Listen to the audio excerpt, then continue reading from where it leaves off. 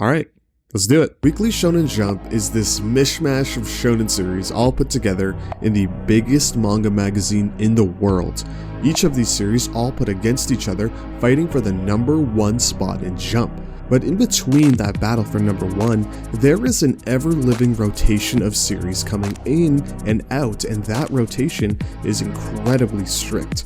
There are series that are fighting just to stay alive in the magazine, and if their sales or quality slips for even a second, they'll be cancelled just as fast as they were brought in. Jump consists of around 20 different ongoing series, varying from many genres, but mainly focusing on action. And I personally think this is one of the coolest things going on in the anime manga bubble. Not just because of personal interest, but because of how Shonen Jump series affect the manga selling landscape. Out of the last 5 years, a Shonen Jump series has been the best-selling manga 4 out of 5 years, only losing to Blue Lock during the World Cup year. The current state of Shonen Jump is created by Super Eyepatch Wolf, who did multiple videos much better than I could ever do, but dropped the series which I took up last year. Now before we head into the battle for the top spot in Jump, we first must honor the fallen series that didn't make it out of 2025.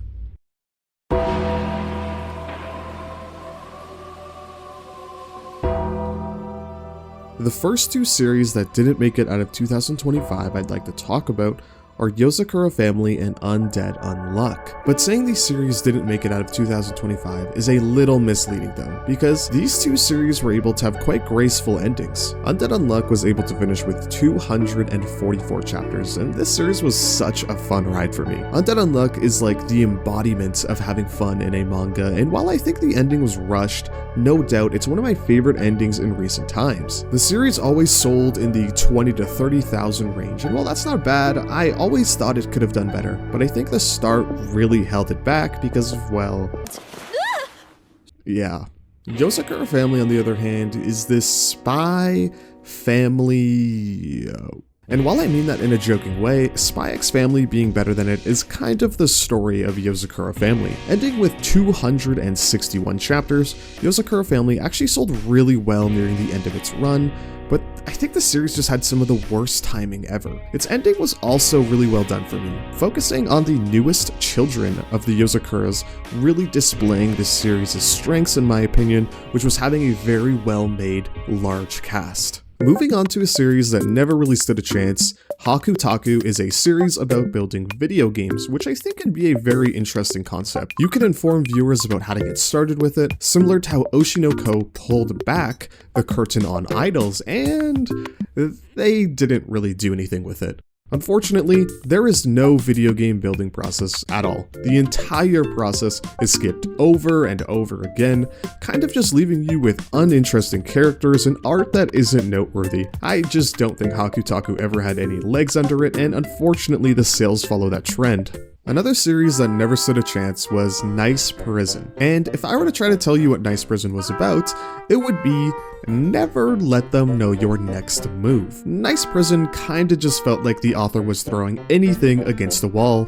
I mean anything. There was no coherent story, the jokes weren't really funny at all to me, and it also had this weird, inappropriate side to it which was just kinda creepy to be honest. Nice Prison didn't rank on Oricon even a single time, and I have a hard time being surprised at that. Embers is actually kind of interesting because of the artist previously being an assistant for Blue Lock. Embers is a soccer manga which had an incredible first chapter, building a bond between the main character Haitani and his teacher. Their bond was by far the strongest part of this series, and it was ditched right after chapter 1. And while some of the art was genuinely baffling, it was also kind of a weakness, because during the soccer games, I had a very hard time figuring out where everyone was on the field, which is an experience I didn't have with Blue Lock and Aoashi. For another sports title, Ekiden Bros is about long distance running, and I really don't have much to say about this one. This series expected you to care about its characters without building any of them up. It was a very strange experience. Like, I'm reading a race and I'm just kind of thinking, like, who is this? Embers and Ekiden Bros both didn't sell well at all, and both were gone before the year ended. But there was a third canceled sports series, which was Ping Pong Peril, which was actually pretty neat at first. Ping Pong Peril is a no-holds-barred version of ping pong run by a secret organization which rewards you with millions of dollars if you win. The initial games of this were so awesome, having all of the physical and psychological battles that a sports manga needs, until the series just went down a fan service route for some reason. What? Probably the strangest title out of this year was Star of Beethoven, where Beethoven, the pianist, gets reincarnated back into Earth to reinvigorate our main character Yaso into playing the piano again. And while I appreciate the pure amount of originality this manga presented, there was way too much going on with this weird subplot of Beethoven being hunted down by this secret organization, but I really think this title would have appreciated being in Jump Plus rather than Jump, with how much the series seemed like it needed to be long term. My favorite series out of the cut bunch, and just generally one of my favorites all year, was Kaidegami. Kaidegami is a story about Ko, who is abandoned as a child and becomes family with the god of Shengwai, Chiyu. Shengwai are basically demonic monsters, and this series is filled with all types of crazy art that displays how terrifying these creatures can be, but it's also layered with down-to-earth meaningful moments between the characters which are drawn with just as much passion. Unfortunately, Kaidegami was not as popular with readers as I hoped it would be, ending at just 17 chapters. I really think this series could have been something, but I also can't disagree with the sales, as its volume 1 only sold 3,000 copies.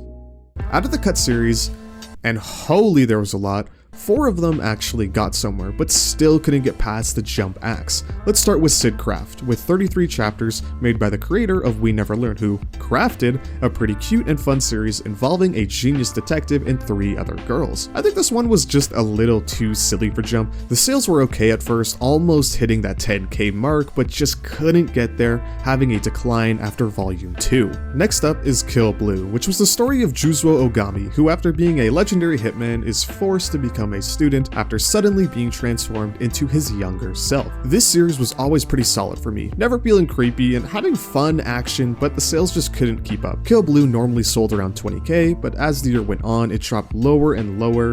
But the strangest part is that Kill Blue got an anime adaptation, so you can look forward to that in spring 2026, I think.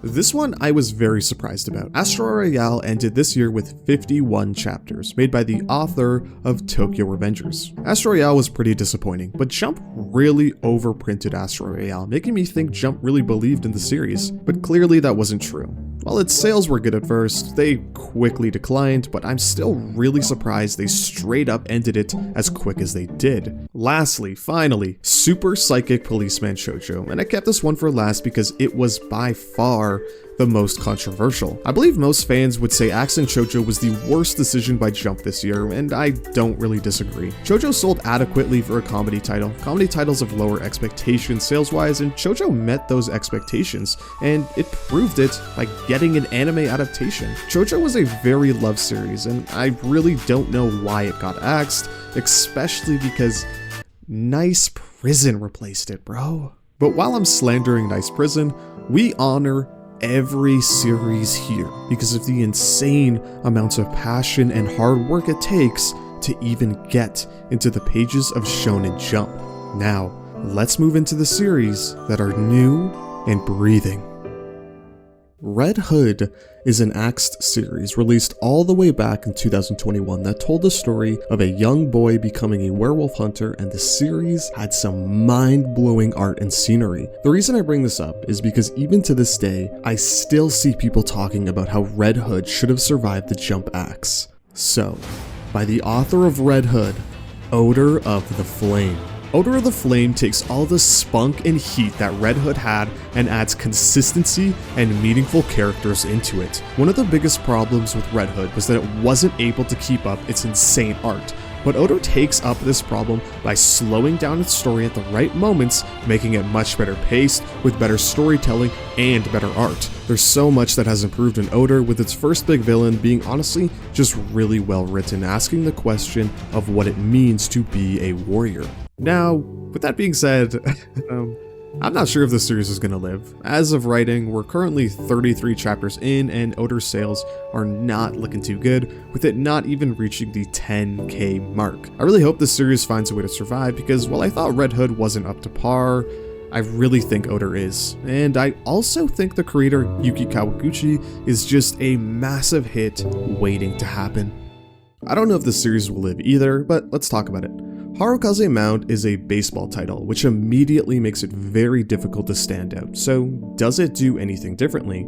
Yeah, it actually does. Harukaze Mount has a fantastic start, focusing on the main character, Nagiharu, escaping being overshadowed by his younger brother. The beginning focuses on Nagiharu developing this wicked, underhanded pitch, which even as a non-baseball watcher such as myself, was super awesome to watch that development. It's this really inspiring arc, to be honest, about a guy learning to just be himself. Unfortunately, it's followed up by one of the most boring arcs I have ever read. So yeah. Harukaze Mount also had this level of realism to it while still being able to over-exaggerate what was happening in the matches, and that's a pretty difficult line to not cross, and they were able to do it quite well. The duo behind Phantom Seer is behind Harukaze Mount, and if I'm being honest, I actually feel like this story is a downgrade compared to Phantom Seer. With that being said, we only have one volume worth of sales where Harukaze sold 5,000 copies, which isn't the best, but it can definitely still recover. The reason why I say I don't know if it will live is because of how much faster the pacing has gotten, almost feeling like it's rushing towards an end, but I was wrong about that with Kyoshi last year, so hopefully I'm wrong again. Hero Girl and Demon Lord Call It Quits is a story where a generation-spanning hero and an evil demon lord both kind of just agree, we good? Yeah. We good. This is a comedy-focused series that subverts the Demon Lord trope into a comfy series about two people who are just kind of sick of the situation they're in. There's so much to love in this series, whether it's the hero who wants to be a normal girl but struggles to because when she levels up, just this ding sound effect come out of her, or even the Demon Lord who genuinely aspires to just be a weeb. But even with all that, the series is grounded with a level of humility that really I can appreciate, making it not just a comedy series but giving this bizarre pairing of characters some real meaning behind them. As of currently, I have no sales data, so you've got as good of a guess as I do when it comes to this series' survival. The Mage Next Door is another title that doesn't have any sales data, but a series that I think is pretty good. Mage Next Door is about a mage named Osagawa who uses magic for non-magic-y things, such as magic that makes alarm clocks much louder. It's a goofy series with just the right amount of I don't care enough energy that makes it an entertaining read, displaying some pretty creative ways of using knockoff magic. Gonron Egg. Where do I start? Actually, I'm not gonna start. If this makes it past 25 chapters, I would be so surprised. It's not gonna happen. It's not gonna happen. Next series.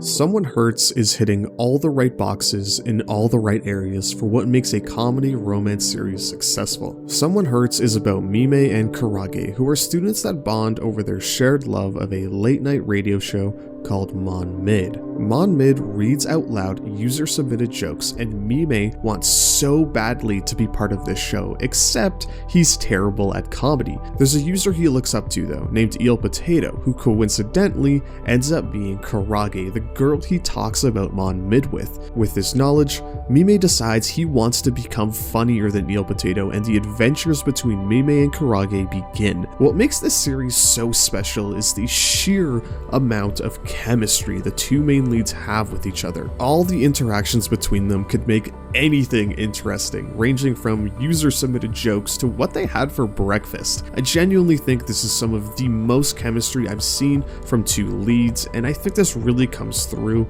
in the author's ability to show what it feels like to unapologetically love something, and in this case, it's Kurage and Mime's shared passion for comedy on Mon Mid. You can feel how much Kurage wants to compete in comedy, and you can feel exactly how badly Mime wants to become funny, and it organically transforms Someone Hurts into a beautiful story between two people's shared passion.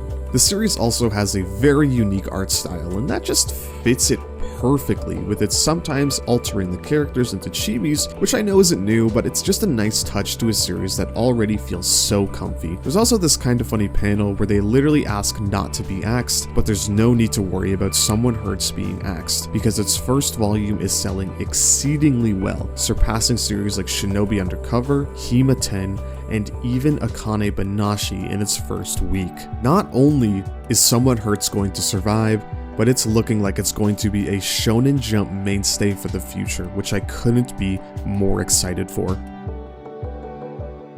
For how much I just talked about Someone Hurts, I still think there is one series that takes it for me among all the newbies, but this series wasn't just my favorite among the new ones, but my favorites out of all the Jump titles.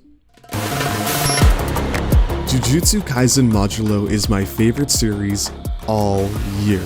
Modulo is a Jujutsu Kaisen spin-off, no sequel, that is about aliens. Yeah, I didn't think it was going to sound good either. In fact, I was convinced it was dead. Modulo takes all the best parts of Jujutsu Kaisen and throws them all into this small spin-off that takes place 68 years in the future. Yuka is just one of the most charming main characters I've seen, having one of the best and most meaningful chapters all year in Jump. Even the alien aspect has genuinely been insane, having a moment where everything in this series is flipped on its head from a single reveal. Modulo has honestly taken Gege to another level, and I think one of the reasons for that is because he is no longer doing the main art. The artist of Cypher Academy, Yuji Iwasaki, has taken over, and wow, you're seeing his full potential on display, and it's breathtaking at times. If you have read JJK, I strongly encourage you to not be put off by an alien sequel, because it's some of the best work Gege Akutami has put in. Before we get into the top 10 series of Shonen Jump, I want to give some quick updates to some series where I'm not going to go too in depth, but I want to give some story and sales info. Ruri Dragon got an anime, but not just any schmuck anime. Kyoto Animation is confirmed going to be the studio adapting it. This will be a guaranteed hit. I don't see a single world where Ruri Dragon doesn't just explode in popularity from this, and if you're wondering why I'm talking about Ruri Dragon despite it being in Jump Plus, it's because it's in Weekly Shonen Jump's digital version, so it's still part of Jump. Ultimate Exorcist Kyoshi is doing well. I love the current arc it's in. Man, the series has just been so fun since Roth, and I think Kyoshi is going to be good for a while. Shinobi Undercover is selling quite well, and I'm not the biggest fan of how the story has changed into a more action-focused series, but the art is still beautiful, and the bond between Yorika and Aoi is still as strong as ever. Hime-ten has been awesome, actually giving some real story development, and just recently having maybe my favorite chapter of the entire series, but I'm a little scared for this, considering the success of Someone Hurts, but I think it's gonna be fine. Niue's Exorcist has been unreal for a while now. Ever since it committed to go down the harem route, it's really been building upon its strengths, and I see why Jump stuck with this series now. Witch Watch is in its final arc now, allegedly, but this feels like the type of series that can go on, like, forever, so I'm not sure how accurate that is. The anime for Witch Watch was cool, but it didn't really raise its sales all that much. Akane Banashi is still one of the best series in Jump, and keeping its sales steady with an anime adaptation on the way, but the adaptation does look a little average. Lastly, Roboco is Robocoing, which is always fun. Now, it is time for our most anticipated part of Shonen Jump. Hunter by Hunter Watch!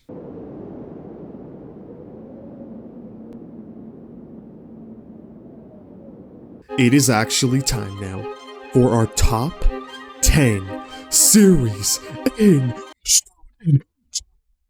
Here's some information that kinda decided the top 10 sales wise. Starting at our number 10 spot is Ichi the Witch, sitting at around 600,000 sales. Ichi the Witch is a phenomenal series, having an unreal start and continuing the push into almost selling 100,000 copies near the end of the year. I could not be happier Ichi the Witch is successful because of Shiro Usazaki, the previous artist of Act Age, getting her second hit series along with Nichi Osamu, who is doing Iruma. This basically puts them at a 2-for-2 success ratio on published manga, which is insane. Ichi's story has progressed just brilliantly, building its established characters, world, and power system, with Descaris currently being the focus of the present arc, making her even better than she already was. I'm so happy for Ichi the Witch, and I think we're really gonna see this in the millions next year. Our number 9 spot belongs to The Elusive Samurai, sitting at 700,000 sales. Elusive Samurai is coming to an end very soon, as I predicted last year. We are in the 230 chapter range, and I don't think we're making it to the 250 mark. However, Elusive has had an unreal run over its very long tenure, but we still have a season 2 happening, and maybe we'll get even more, so there's absolutely nothing to feel bad about concerning The Elusive Samurai. Our number 8 spot belongs to our first zombie, Haikyuu, with 1.2 million sales. Haikyuu has made it again, and I cannot believe the longevity of this series. The series started in 2012 and ended 6 years ago. The influence Haikyuu has is just unbelievable. It is a one-of-a-kind sports series. Now, Haikyuu has one more movie left, and I think after that movie airs, which is supposed to be in 2027, I think that will finally be it for Haikyuu as far as Jump sales. I applaud Haikyuu for all it's done because it is a series that is worth it. Number 7, you already know, it's my GOAT, Kagurabachi, selling 1.3 million copies this year, almost doubling what it sold last year. Kagurabachi is most likely going to be the next thing when its anime releases, and the reason why I say that is because... Stop! Not the Horse Girl game, the studio, Cygames. And to be honest, not just Cygames, but Cygames Pictures, who have done the Uma Musume animes and the one I'm most sold on, The Summer Hikaru Died. Hikaru was a beautiful adaptation of a horror series, and if Kagurabachi even gets a smidge of love that Hikaru got, we are in for a legendary adaptation. As of writing, Kagurabachi is sitting at 107 chapters, and on a volume-by-volume basis, selling just as well as the top series outside of One Piece. With a well-done anime, I don't see a world where Kagura doesn't just explode in popularity. Number 6. Demon Slayer. Demon Slayer sold 1.5 million copies, and we're never getting rid of this series, are we? The movie that aired this year, and by the way, the first movie was insane, but we still have 2 more movies in place for Demon Slayer by Ufotable, so I would assume this is not going to be the end of Demon Slayer for Jump sales. There's really not that much else to say that other people haven't said, just wow, I can't believe the motion Demon Slayer has. Moving into our top 5 series of Shonen Jump, our number 5 spot is My Hero Academia. My Hero Academia is finally over, and while I know the manga has been over, the anime has ended, which is putting My Hero's anime to rest after 9 years of airing. It sold around 2.1 million copies this year, and I know the manga's been over for a bit now, but the anime was amazing. Those last couple seasons have been a treat for My Hero fans, and while the manga ending didn't have the best reception, I'm glad the anime did. Fans can go out knowing My Hero had a once-in-a-lifetime run, and I hope Horikoshi has success wherever he goes. Number 4, let's go baby, Sakamoto Days at 2.3 million sales. Wow! I spoke about how I thought the adaptation was gonna be mid, and to be honest, I thought it kinda was, but good thing I don't decide public opinion, because the anime pushed Sakamoto Days into true stardom, taking it into the top 5 of Jump, and just right outside the top 3. There's one thing I need to show this. The tunnel effect. Okay, I know a lot of people didn't like this moment, but this was hilarious to me, man. I loved it. I swear it fits the over-the-top theming of Sakamoto so well. Okay, that's my TED Talk. Goodbye. Here is the first of our top 3. Blue Box. I have been following Blue Box since the one-shot got released all the way back in 2020, and to see it finally make it is just a great feeling. Blue Box sold close to 2.4 million sales, and I got around to finishing the second half of the anime at the start of this year. Oh my god, it was beautiful. That ending with Hina, man. Oh my god. Oh my. Bring it in. Okay, with that being said, there has been rumors that Blue Box could be ending soon, and while normally I push those rumors away, there might be some substance there. Manga story-wise, before this current Kyo arc, which by the way has been very good, it did feel like the author was kinda lost a little bit, but we are back on track these days with the Kyo arc, so take the rumors with a grain of salt. Number 2 is Jujutsu Kaisen, sitting at 3.9 million sales, with only 2 volumes, which were at the start of the year. The blow up of JJK needs to be studied. It has outgrown Jump, it has outgrown manga, and it has outgrown anime, putting it at a level of popularity that just kinda makes it part of culture at this point. It is insane what this series has achieved. To say JJK is part of online culture at this point is not an exaggeration, and with JJK having the Culling games animated, I'm pretty certain this won't be the end of JJK on these lists, especially with Modulo's existence. The number 1 spot is One Piece, sitting at 4.2 million sales. One Piece is finally back as the #1 spot in Shonen Jump. One Piece has finally taken back its throne, with its last time being #1 being in 2018.